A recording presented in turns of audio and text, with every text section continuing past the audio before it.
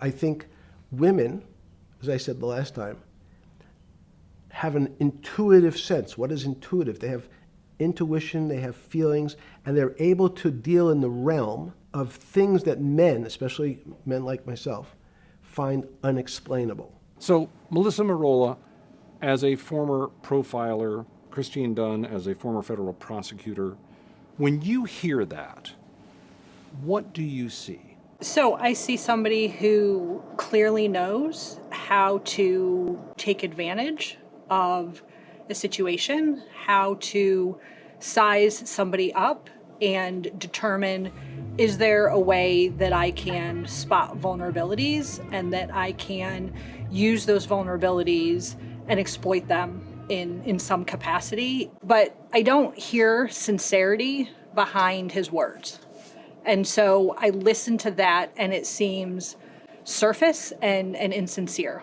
CNN combed through the roughly 2,000 videos in the Epstein files, which the DOJ released without any dates or additional context, to see what more they tell us about Epstein and how he was able to commit his crimes. Christine, in your prosecution of sex crimes, what do you hear? Well, he's making these generalizations about women, and it could come across as a compliment to women, but really, like Melissa said, I think it is trying to endear himself to them, trying to get on their good side, earn their trust, but really it is just a vehicle to ingratiate himself with women and so that he can take advantage of them. I don't think he viewed any of his victims as actual people. They were, things to be used by him. Do you think this kind of behavior is just goofing around, or do you think it is calculated? I think it's calculated. For what end? To continue to get what he wants out of the situation. I have a bunch of cases where it's a serial predator who sexually assaulted many, many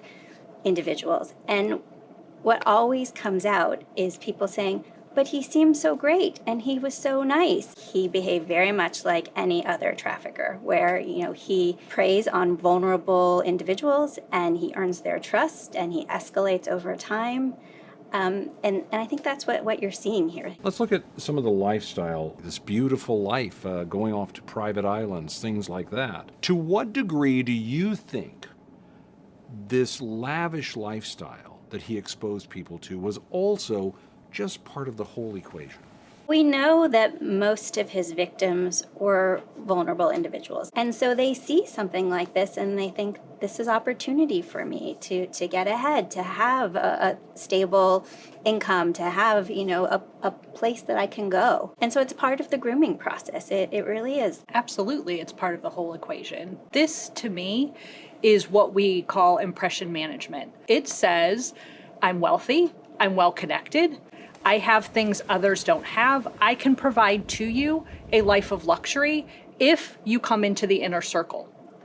That's what I see when I see those photos. He's trying to rehabilitate his image, basically. And he's being asked by Steve Bannon for a potential documentary they're going to make about his impression of himself. I'm in the privileged position to have some of the world's smartest people come to my house and tell me what they think about different subjects. Well, I think all of these famous individuals gave him legitimacy. You come into this situation and you see, well, Jeffrey Epstein is good friends with this person that I admire and respect, so there must be some legitimacy to him. One of the things he talked about was his contact with other people and opportunities he could make for others. He said there's this company called he said he mentioned it to you.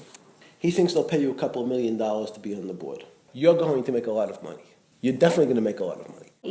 By being connected to Jeffrey Epstein, it opens up a world of contacts and profitable opportunities. That is hard to say no to, and maybe that's why people were willing to overlook some of these red flags. I think he played his part very well. He knew what worked. He clearly liked to present himself as, and other people saw him as, very intelligent. How do you describe in intelligence, deception? Kids who never lie aren't very smart. They're not very intelligent, right? Do you see an intelligent mastermind, though, or do you see a con man? He fits what we see in a lot of our domestic violence cases when we see somebody who has the ability to physically, emotionally, mentally, psychologically continue to dominate.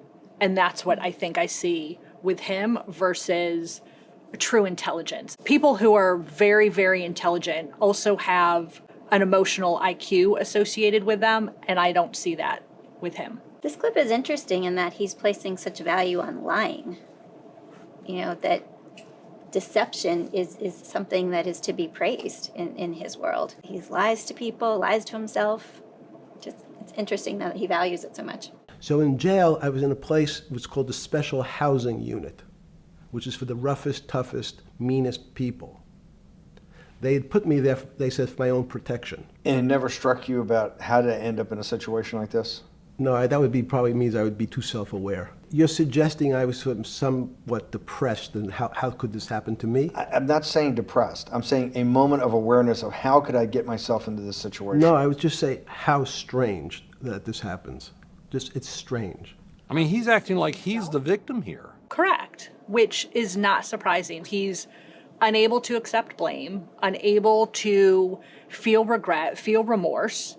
If he were still alive, I could see him continuing to proclaim his innocence. He just does not value the gravity of what he has done and will not and did not truly take responsibility. Do you think you're the devil himself?